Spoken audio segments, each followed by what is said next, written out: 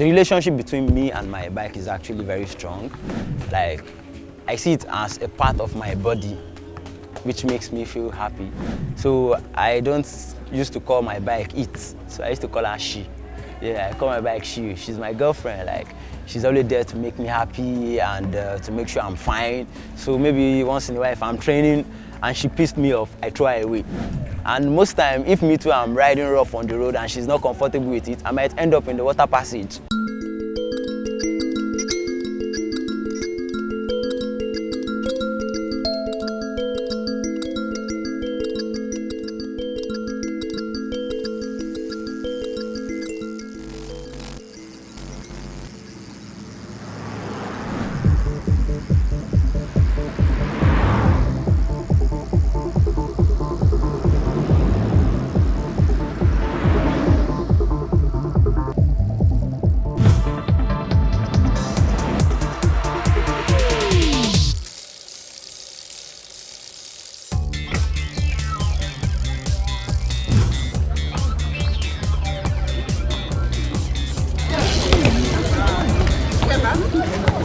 My name is Matthew Temitokwe Solomon, but I'm well known as Starboy BMX. I'm a mechanic, like I said. I work with my dad. So whenever I see that I'm running out of money, that always reminds me that, bro, you need to go back to the workshop. So I'll just go back to the workshop. Then before the day runs out, I'll definitely have some money on me. I used to hawk. Yeah, I hawk pure water. Yeah, I hawk pure water a lot. I hawk kerosene. Yeah, then we hawk like panties for kids, like kids wear. Yeah, I hawk that too. Yeah.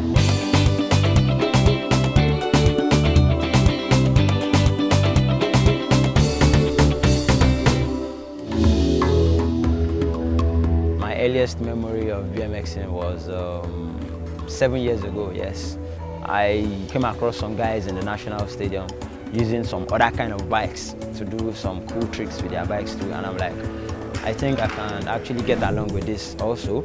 So I approached one of them, and that's how I started. Yes, and with the help of internet, so I checked for some BMX videos since I saw BMX on the bike, and I'm like, BMX videos, let's see what they have there. So then that's when I came across guys doing flying a lot of high things, and then I didn't know the name of the trick they're doing. So I go deeper into it, like watching more of it and listening to what he's saying, and then I realized it's a bunny hop, which is jumping over something. That's what I started with, and for me to learn how to jump over something with a BMX, I was so happy. So I actually can't wait to go back to the stadium to show my guys. So I waited for the weekends to come. Then I went to the stadium. I'm like, yo guys, I think I brought something new to the table this time.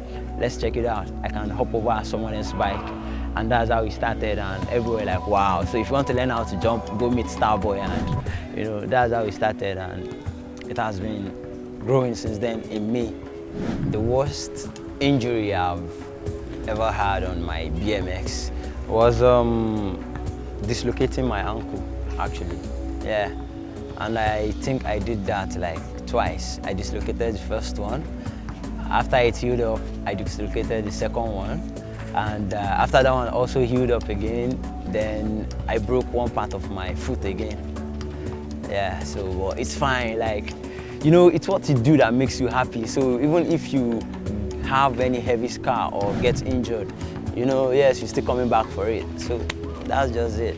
I have a scar here, somewhere right here.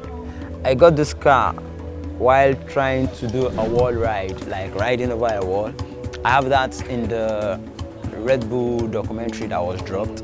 I have it there, like it was, even the picture, I have it on my phone. It's a very crazy stunt, and you actually need not to be scared of anything for you to do such trick, because for you to ride over a straight wall, like riding on the wall, it's kind of high, Yeah, I don't want to say it's kind of crazy, but it's really crazy, yeah, but at least I actually finally landed the trick, and it's accomplished. But me getting the scar is like, yes, I got the scar from my first wall ride, and it's fine. And it's a success, yeah.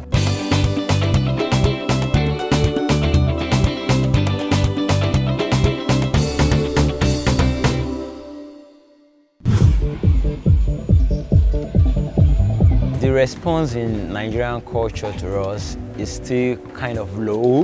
We're not really many here in Nigeria. Yes, the culture is still growing. We just have few of us, which still makes the bond kind of very strong. We have this very strong bond that once you have anything to do with BMX, you are our brother.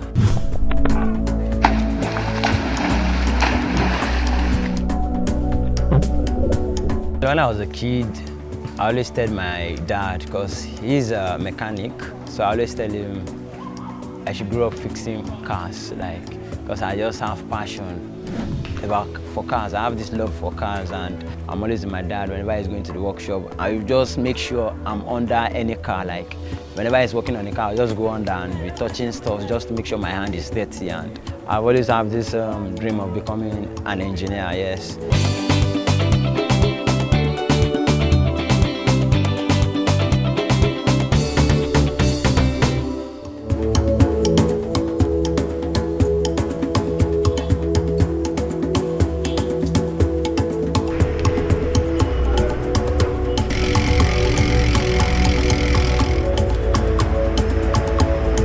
First thing in the morning, when I get my bike, I used to check the headset if it's not really stiff, because if it's stiff, you might not really enjoy your riding for the day, because the handlebar won't really spin very fast the way you want it. Cleaning all the particles, yeah, just to make sure I have a smooth ride for the day. And if there's a sand on the sprocket, I'll clean it off and oil my chain a little bit just to make sure it's kind of wet, then clean it up to make sure it's fine.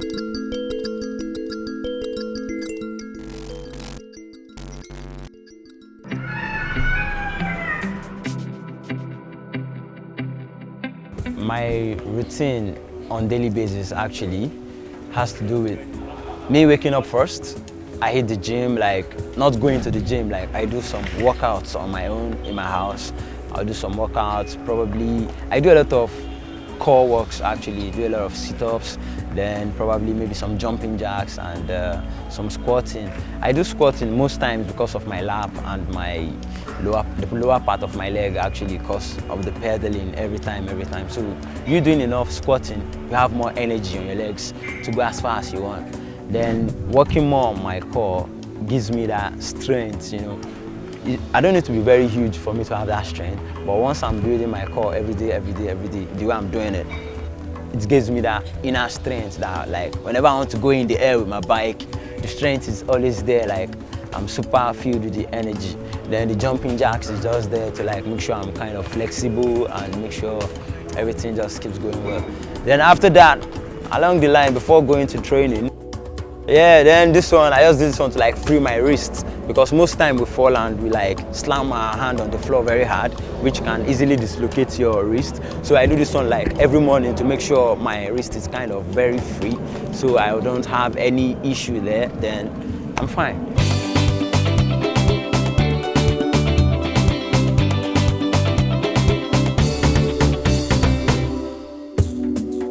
One of the things that inspired me most and makes me stand out is the ability to see what people see that, okay, this thing is impossible. So whenever I try to figure out that people are thinking this thing is impossible, I'll make it possible. So if I should make it possible, I'm different. Another inspiration I got was from professional riders reaching out to me, telling me, bro, what you're doing is actually rare, you're doing good, you're doing great, just keep up the good work. Don't stop and don't let it stop. And that keeps me going, for people to see that, okay, what I'm doing is actually good and I should keep doing what I'm doing, which means they are really happy seeing me doing what I love. Me having professional riders sending me DMs bro, keep what you're doing with Nigeria, that's one big inspiration for me.